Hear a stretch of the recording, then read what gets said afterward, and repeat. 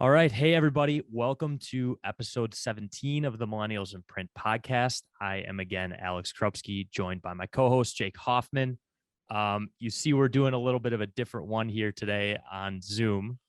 We have Hunter Johnson on the show. He is the CEO of JPS Graphics. They are a book printer manufacturer down in the Dallas Fort Worth area in Texas. So we had to hop on a Zoom and get him on the show. So, yeah, a little different show today. But Hunter, I kind of wanted to tee it up to you right away. Give us a little bit more information about yourself and your background, and we'd like to learn more about JPS too.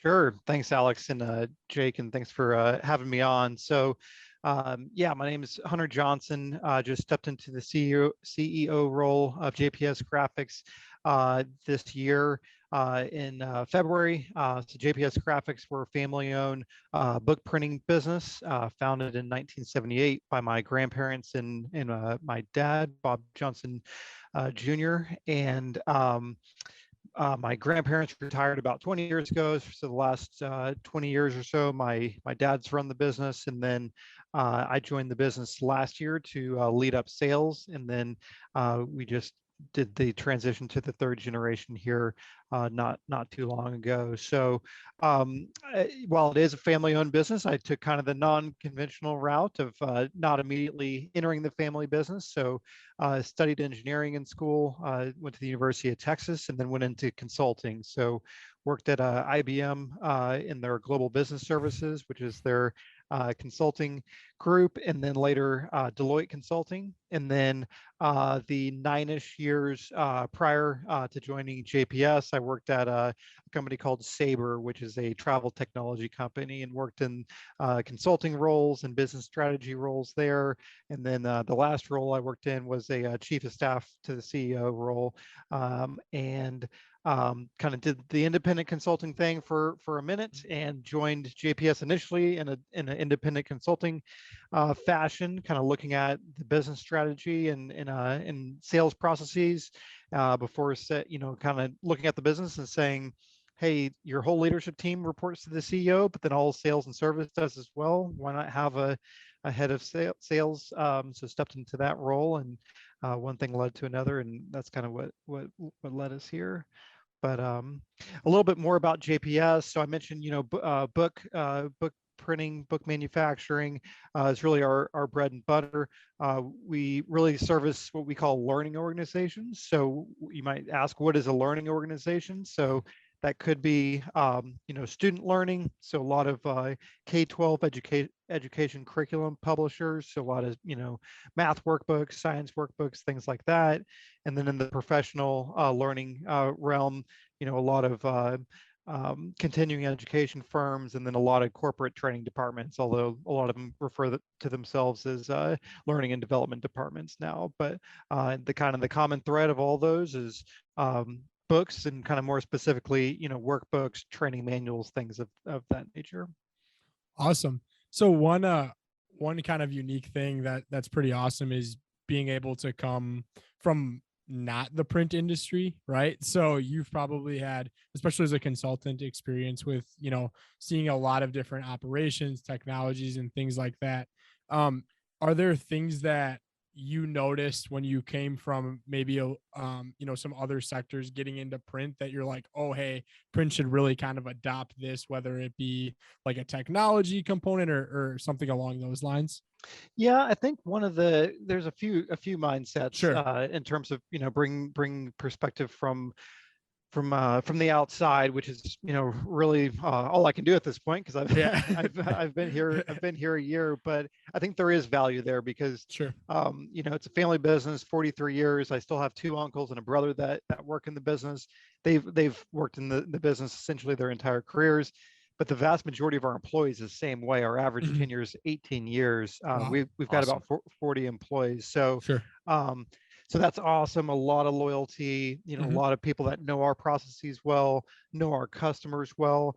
But the flip side of that is we have very, very few people who've seen not only print done a different way, but any business done a different way, where that's really what I try to bring to the table is, having worked with dozens of clients in a number of different industries. And so to answer your question in terms of, I think there's a couple of things. One, on the sales and in kind of the front end, and then on the more on the production end is on the production end, I try to stress that we shouldn't think of ourselves as being necessarily just a quote unquote just a printer, right? Is just putting ink or toner on a substrate. Is I try to stress, we're really in manufacturing, right? Is we're bringing in raw materials, we're producing a product. We've all the same terminology and concepts that are used in kind of more traditional manufacturing are applicable to us,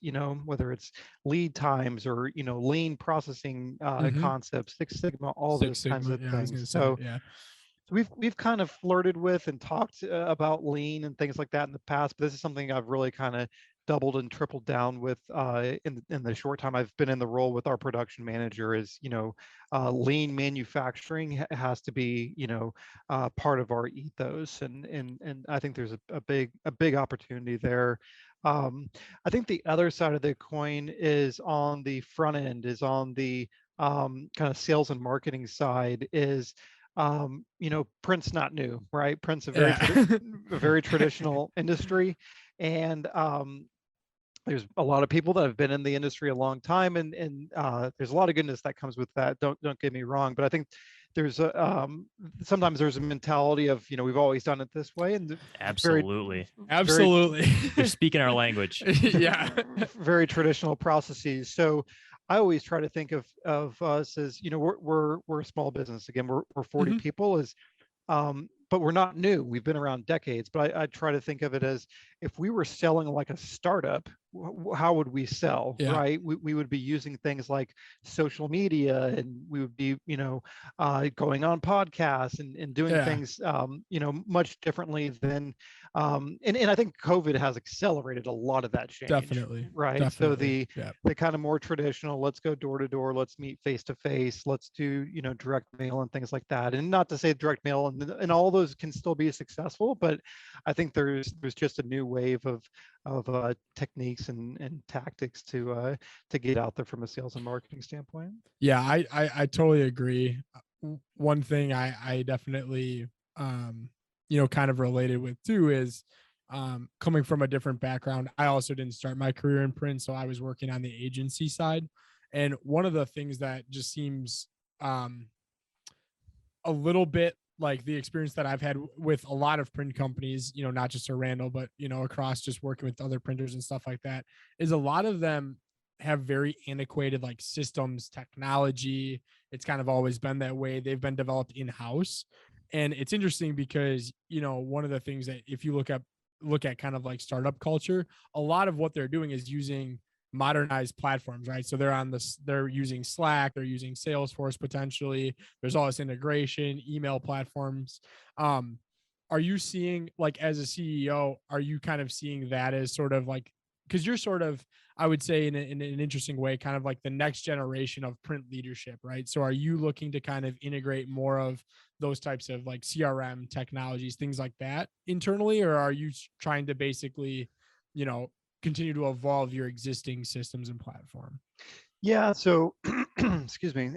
So a lot of our existing technology is very much homegrown, do it yourself, types of systems. So, to do a complete overhaul, it would be a massive undertaking. So it's just how do we prioritize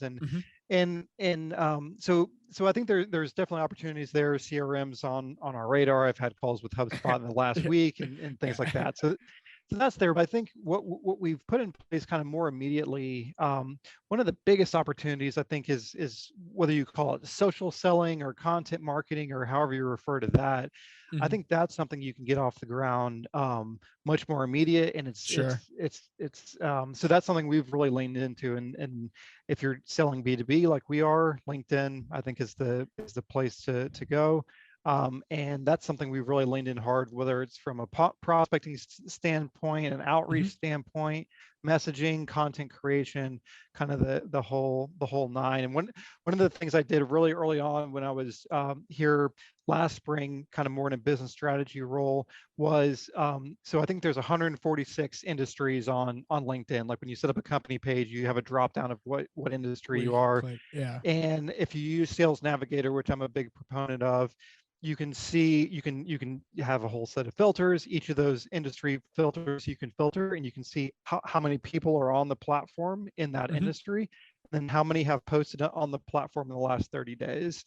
So I literally did this painstaking analysis where I went industry by industry, how many people are on the platform and how many people have posted in the last 30 days, and what's that ratio. And printing is literally the 145th out of 146 in terms of most active posting on LinkedIn. And That is an and incredible stat. That and is an that incredible stat. and that was, to me, that was the opportunity. It was like, Yeah. this is the modern way to sell B2B, is on Yeah. LinkedIn, is social selling, is giving away free value on the platform. And there is a huge vacuum in our industry in terms of printing, in terms of putting out thought leadership and all that. So um, I don't say that to bash printing. I just No, say yeah. that's where the opportunity is. And those that lean into that, I think, are going to be successful. Yeah, the It's the data doesn't reality. lie, right? Data doesn't lie. So Right. Yeah. It's not So bashing either. I think it's just a reality of the situation. And I think that, at least from my perspective, the people that have been in the industry a long time are understanding of that. And they're looking for guidance from people that are a little bit more tuned into things like content marketing. And I think what you said about that is it just speaks so truthfully. Content marketing has so much opportunity because you can hard sell, you can soft sell. You're just trying to create content that people actually care about and are interested in, that make you appear to be a thought leader. So just touching on that point, I think was brilliant. And I'm definitely putting a star next to the 145th out of 146. That's, I I think we've think long suspected that, but never put numbers to it. I think Glass Ceramics is like is dead last. So at least we've got them. But in their defense, Glass they're glass ceramics. ceramics. something like that. But yeah, I mean, I think the other way I've heard it put is marketing is the new selling, because there was a huge change management Yeah. effort internally, is trying to get I've got 3 outside salespeople that are Okay. out, hunting all the time. And it was, trying to get them on the platform and engaging in people's content and putting out their own content. It was like, this feels like I'm, dabbling on Facebook, but it's LinkedIn. And like, Yeah. I'd rather be cold calling or going door to door. But it's like, this is the new way to sell. Marketing is the new sales. And that's easy for us to say because we don't have marketing. So Yeah. somebody's got to do it. But I think that it's the mindset of creating value is the way to get in the door. And just straight trying to get someone to sign on the dotted line is still needed at a certain point in the cycle. But you can't lead with that. You have to lead with, how am I going to create value, and give that away on the forefront of the process, and then downstream of that, try to, if it makes sense, convert that into a sale. Well, you bring up the sales process. I think an interesting question that I kind of just thought of would be, what is it in your space, in the book printing space? What are their kind of challenges? What are they looking for in a provider such as you guys? And like, what's differentiating you guys kind of in the marketplace? Sure. So if I'm my customer, I've really got 3 things on my plate. I'm trying to generate demand. I'm trying that, number one. Number two, I'm trying to create content. So and there's a big research component of that as well. And then 3, I'm trying to produce and distribute my materials. And more times than not, the people that are in our market is number three is that just represents a headache for them, right? Yeah. Is how do they outsource that to someone that they trust, that they know that I can sleep at night, and that person's just got it, that Yeah. company's just got it. And to me, that's our role, is to tell our customers, hey, your job is to focus on generating demand and creating great content, and then give us print ready files, and then we've got it Yeah. from there. So that's so in terms of what are the headaches, I think the production and the logistics side of it is, more times than not, we're dealing with not super sophisticated buyers. I know I've talked to other folks in the print industry where they're dealing with seasoned print buyers who know print specs, they know paper weights, and they know toner versus inkjet and things like that. Our buyers, more times than not, are looking for pleasing color. They know the dimensions of their Sure. art, but they're, so I always say our job is to be the print geeks, is to have them, they know their content, but it's our job to get them in the outright application. So that's kind of number one that they're looking for, is we call that unlocking co-creation. It's kind of how we've branded it, is they know the content, we know print, how do we co-create a great end product with them. Number two is something that we call smart inventory. Is kind of the way we think about that is, the really old school way to print books was, let's print a 5-year supply, print a bazillion books, get that unit price down really low, and put them on the shelf and let them collect dust. And 2 years in, the content's obsolete, and we've got to recycle them and print. So that was a super old school way. The more new school way is print on demand. But in our supply chain craziness environment that we're in right now, print on demand's not great either, because it means you don't have any inventory. It means you're super reliant on the supply chain, and it means your unit cost is higher. So kind of the second area where we help our customers is what we call a smart inventory solution. Is how do you have 30, 60, 90 days worth of content on the shelf, kind of depending on title and seasonality, and whether it's ramping up or whether it's being sunset, so that you have product ready to ship, and that you're not having to wait on lead times and things like that. And then the third on the logistics side is what we call our geographic edge, being based in Dallas, Texas, right smack dab in the middle of the map. The logistics advantage that gets you, you can ship to 96% of the country in 3 days or less. So it's kind of starting with the creation process to the production process through smart inventories, through the logistics side of that geographic edge. Is those are kind of what we try to help our customers with. Yeah, I think one point that you touched on is I think the seasoned print buyer thing, I think that's kind of going away. I think that's less and less of a unique role. And I think what we're seeing more of, especially like on our side, is you're having someone that is also responsible for many more channels, also being tasked with managing and the print thing. To your point earlier, I think it is important that you're kind of like, hey, we got this.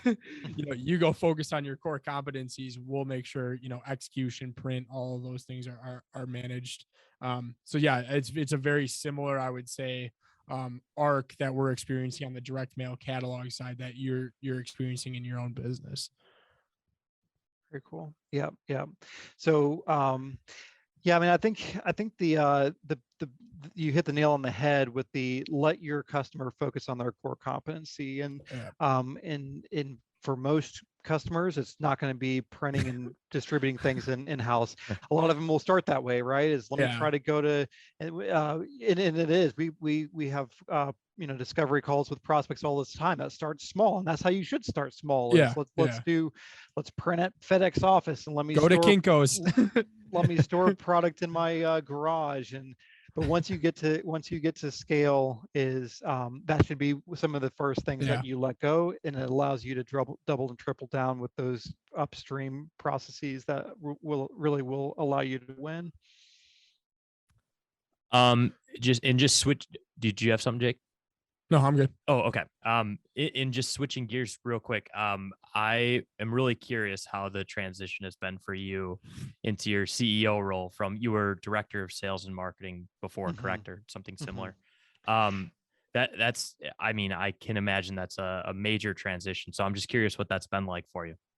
Yeah, so it's been so I mentioned my last role in the previous company was chief of staff to the CEO when I was at Sabre. So I kind of sat shotgun with the CEO of a publicly traded company that had a board, and my job there was to constantly be feeding the CEO new ideas and perspectives and helping manage that executive team and things like that. So even when I came on board here and I was in the sales role, I still had that mentality, Yeah. probably for better or worse, of bringing ideas of how I would do things or how we should do things to the CEO who was my dad at the time.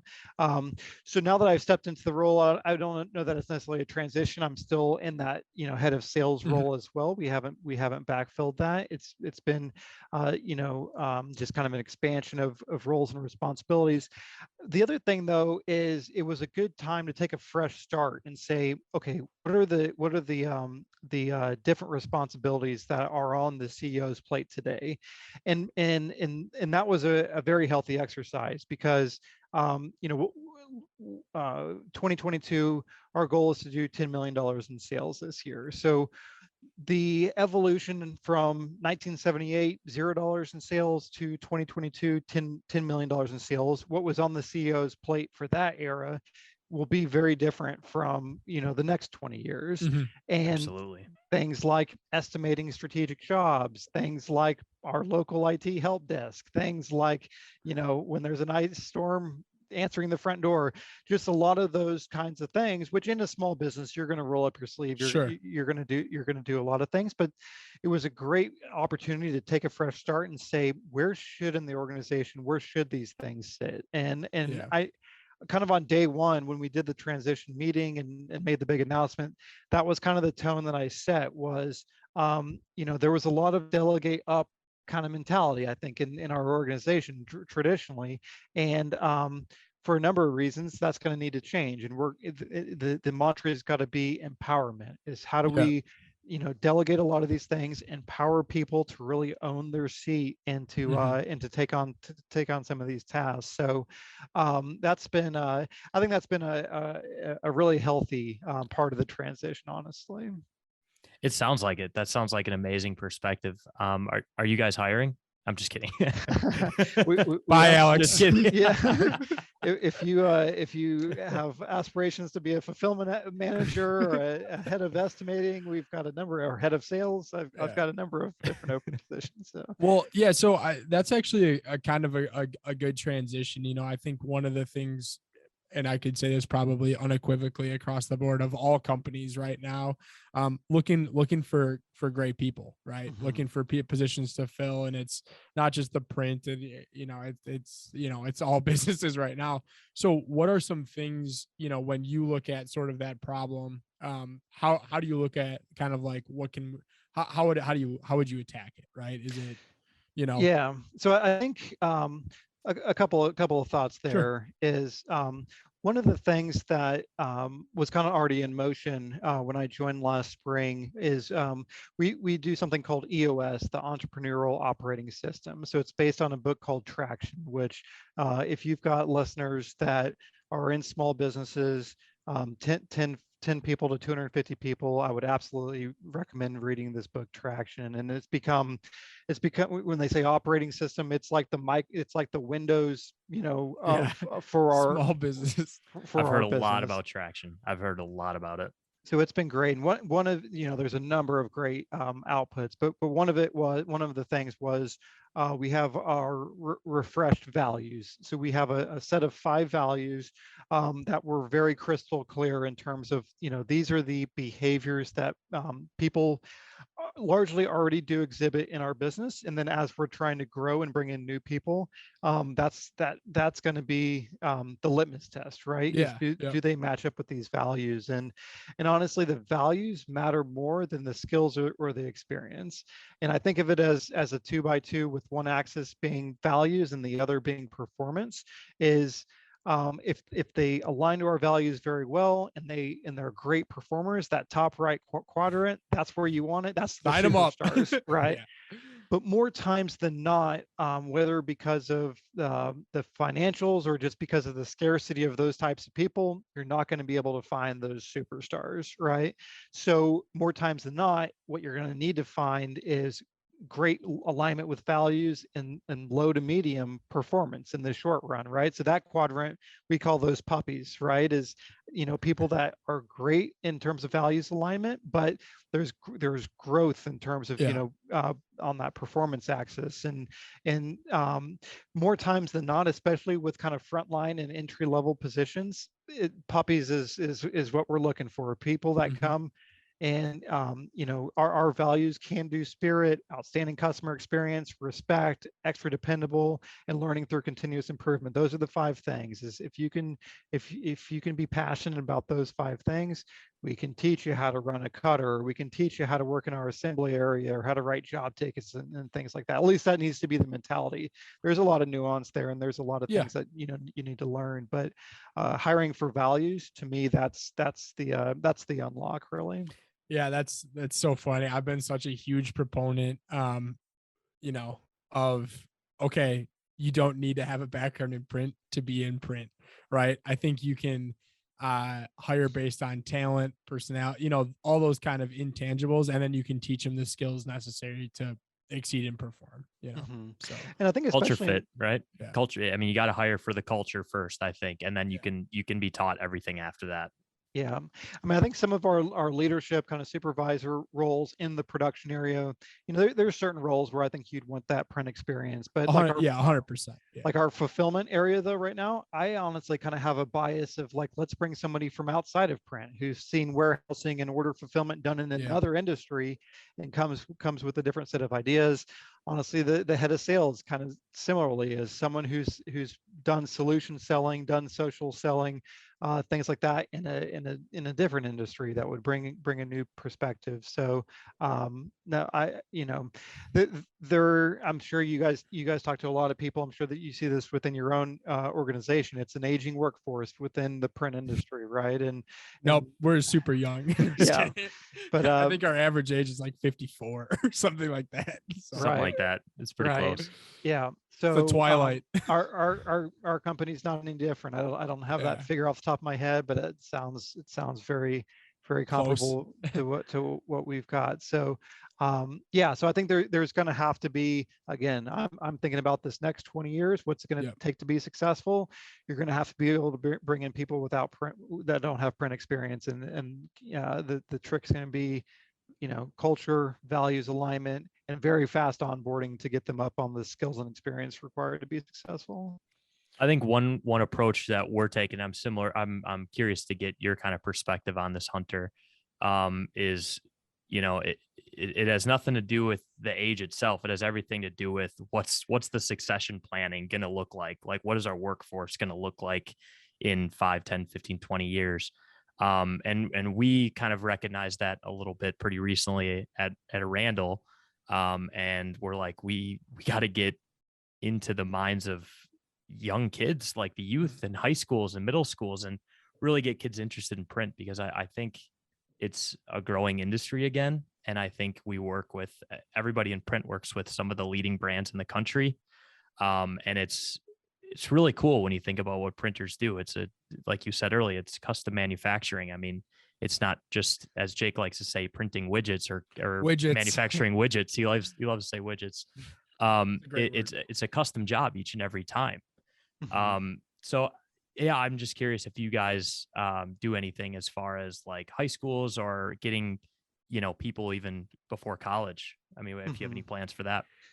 So I'll let me kind of give an opinion on what you said, kind of ahead of that, in terms of bringing people into print. Is this might come off as a very selfish take, but my interest is not necessarily to bring people into print. My people is to bring people in to work for JPS Graphics, That's fair. But let me explain what I mean by that. Is what is our purpose as JPS Graphics? One take would be, our purpose is to take ink and toner, put it on paper, and then fasten those pieces of paper together with glue or plastic or metal in the form of a book, right? That's very kind of tactical in terms of that is what we do, but why we exist comes back to kind of our purpose and who we serve. And just for us, very selfishly, our purpose is around learning, right? Is we think lives are enriched through lifelong learning, and that's what we deliver, right? We deliver physical learning materials, whether it's student learning or professional learning. So I say all that to say, I don't think about I don't think of it in terms of how do I get young people passionate about printing. That's the how. I try to think about how do we get young people passionate with and aligned with our why, which is learning, and that lives are made better and things are unlocked through learning. That's really our higher purpose. We aren't just creating books for the sake of having books. We're creating books for the sake of getting them in the hands of student professional learners that their lives are made better. So I think about our why more, that learning thing, the learning purpose, more than I think about the print side of it, And I think part of that mentality is our why is around learning. Today we do printing. Tomorrow what we do, the how might be different. Like over the next 20 years, that could evolve, right? So Yeah. I'm less dedicated to our how than I am to our why. And so that, yeah, maybe a little bit different take on what you're asking. So, I don't know that I'm necessarily out there as a print evangelist trying to, bring people into our industry. It's more around our passion and our why, and getting people who can similarly be passionate about that. No, that's such great perspective. It's kind of a paradigm shifter for me a little bit too. And in thinking about not how do we get people into print, how do you just get people passionate about the things that you do well? And I think inherently you get people interested in print or other industry because they're passionate about a certain organization. So no, I think that perspective was incredible.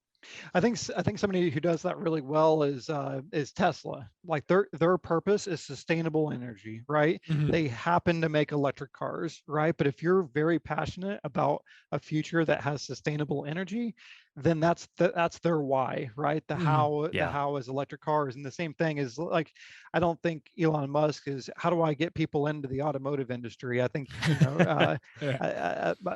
that someone else can worry about that. There's industry advocates out that. I mean, maybe I should worry about that more than I do, but yeah. So I think about that a little bit differently. No, I think that's great perspective. It reminds me a lot of Simon Sinek's, like, start with why. Yes. The concept of why, and then what, and then how. Yeah. So yeah, very very similar thought thread there.